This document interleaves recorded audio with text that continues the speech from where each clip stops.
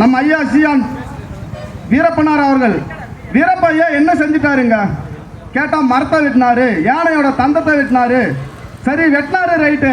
வெட்டினாலும் நம்ம காட்டுக்குள்ள இருந்தாரு நம்ம ஐயா வீரப்பா. அதை வெட்டி வித்தாங்கல்ல, வாங்கினால அவன்லாம் எங்க இருந்தான்? ஏன் அந்த அதிகாரம் வந்து வாங்கினவெல்லாம் தேடவே இல்லை, வெட்டினாலே தேடிக்கிட்டு இருந்தது? இதுக்கு யாருக்கிட்டையும் பதில் இல்லை. ஏன் அப்படின்னா வாங்கி வித்தவன் காசு வச்சு கொளுத்தவன் எல்லாம் அந்த திருட்டு திராவிட நரி கூட்டத்தை சேர்ந்த அரசியல்வாதிக்கு தான், வேற யாரும் இல்லை. கூடவே நம்ம ஐயா வீரப்பனார் வந்து தமிழருங்கிற ஒற்றுமையை பேசினதுனால வீரப்பனார் ஐயா வந்து 40 ஆண்டு காலம் இராணுவத்தை வச்சு என்னென்னவோ பண்ணி பார்த்தாங்க, ஒரு மயிரும் பிடுங்க முடியல வீரப்பனார் ஐயாவை.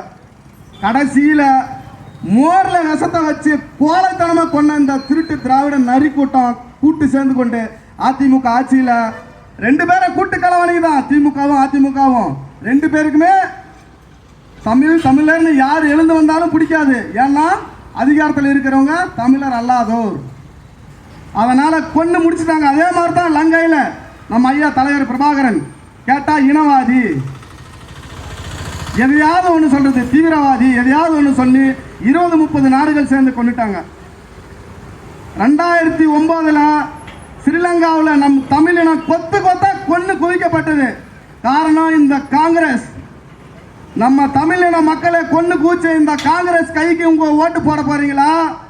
ஓட்டு போட்டு இந்த திருட்டு பயல்களுக்கு ஓட்டு போட்டு காங்கிரஸ் கட்சிக்கு ஓட்டு போட்டு தமிழர் இனத்துக்கு துரோகம் செய்ய போறீங்களா?